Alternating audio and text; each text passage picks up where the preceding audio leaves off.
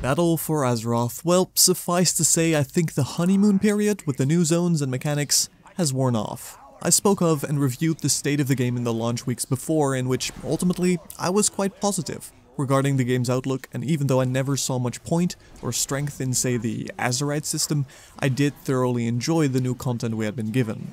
However, it's been a few weeks, and we've seen practically all there is to see in terms of the new, fancy, shiny Kul Tiras and Zandalar zones, and the pile of issues has turned into a proverbial mountain.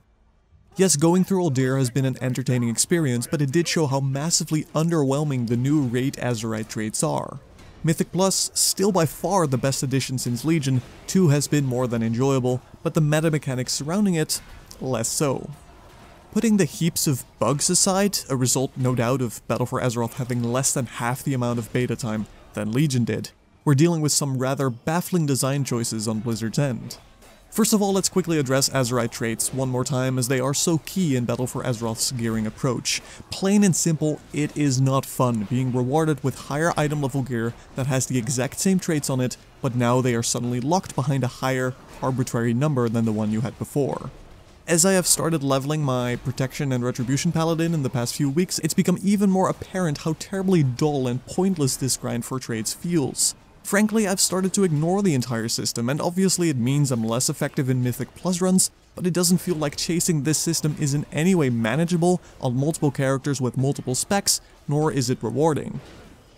For many classes, in PvP especially because of the mysterious scaling, it also turns into a scenario in which upgraded gear is actually worse than what you're already wearing because now you don't have all the same traits unlocked. We've leveled up in Battle for Azeroth, with a lot of our abilities being stripped and removed in comparison to Legion. We now have more of them on the global cooldown, so ultimately we are dealing with a smaller toolset. This toolset should be augmented by these Azerite traits, just that you rarely ever have all of them accessible, especially if you have the crazy notion of playing more than one character. Frankly, it's a completely backwards approach that turns the game into more of a grind with less reward. Neither do I understand why Blizzard has to make the game less alt-friendly to begin with, and it clearly is in BfA thus far. Historically, Blizzard has experimented with more alt-friendly mechanics in a lot of their expansions. Pandaria rep totems come to mind that you could purchase on your main and give to your alt to catch up, but none of those mechanics have ever carried over, and now we're dealing with a reputation grind on multiple characters, in addition to falling behind severely on Heart of Azeroth level, so you can't optimally use gear that is already dropping for you. Alt-friendliness enhances game time played, so why Blizzard has become so adverse to it is very strange. From complicating item upgrades where a plus 15 item level might actually be worse than what you're currently wearing, to making it very difficult for alts to catch up to your main character, to the simple reality that most Azerite traits are very boring, slight and yet important stat increases. I think suffice to say, at this point the Azerite system is a complete failure. But we're not done yet, and this is where I thoroughly regret having picked Alliance as my faction for this expansion, because evidently Blizzard seems to care less for them at this point in time. Ignoring for a moment that the Horde has blatantly superior PvE and PvP ratios, and the go-to faction for competitive raiding and PvP has generally been Horde throughout WoW's history, an utterly odd choice Blizzard has made this expansion is faction-locking Warfronts. I have yet to play a Warfront on the live servers because I dared pick Alliance, but I do know how they used to play out on the beta. Honestly, I don't think they were a very compelling game mode back then, but we're now also dealing with the fact that the Horde gets to gear up faster and more efficiently because they have access to them while the Alliance doesn't. And apparently this Warfront cycle takes at least 3 weeks to completely turn. 1 week where one faction gets to hand in stuff, a second week where they get to play their Warfront, and then another week when the other faction has to hand in resources until they finally get to play it themselves. First of all, being able to do this advertised game mode only once during a subscription month seems cheap to begin with. But it's another deal when those easy Warfronts give 340 item level that is the equivalent of entry Mythic dungeons, and they are repeatable.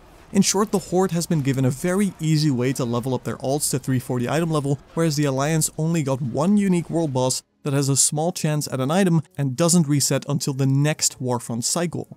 Talking about Mythics, what probably bothers me the most, as someone who likes to focus on Mythic Plus, is that this entire time Blizzard has been content with the notion that 3 items would drop from your weekly chest. This was the case in the beta, this was the assumption people had until this week, when it became apparent that Blizzard has changed it back to 1 item per cache. Considering Azerite gear doesn't drop at all during Mythic Plus dungeons, which is a much more accessible and certainly still competitive form of content that I do believe embodies most of the strongest elements World of Warcraft has, it felt like less of an issue when we were given 3 chances per week at an item upgrade. However, now that we're only given 1 per week, it's a significant slap in the face for those of us who prefer Mythic Plus runs, as we'll likely end up far behind on Azerite gear, which is utterly random at the end. Considering they have said in past Q&A that they want to be more generous, it's an obvious contradiction in Battle for Azeroth. Can we at the very least get 1 guaranteed Azerite item in the weekly chest and 1 entirely random? That way we'd still be behind, but not so utterly far as we currently will end up being. Finally then, I mentioned I disliked how professions have turned out in my previous assessment of the expansion, but now that I've given it more time, it's become even more apparent how underwhelming they truly are. Leatherworking, besides making drums for haste, has felt completely pointless, with how long it takes to get the materials to actually make competitive gear. Meanwhile, something like Inscription doesn't even get to use new rare materials, and as such literally gets nothing out of boss kills where gear doesn't drop. Can we please have something like a vendor where we can turn in hydrocores and sanguicells for anything remotely useful? Currently, alchemists, jewel crafters, scribes, you name it, have zero use for them, and they often are the only reward you get.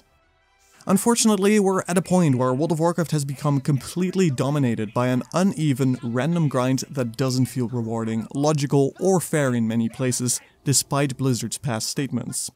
I hope Blizzard can turn it around. I want to enjoy my experience with World of Warcraft, but it's become very difficult to defend Battle for Azeroth due to its numerous obvious flaws. My name is Ben Haas, thank you for listening to this short rant video. I'll see you in the next one.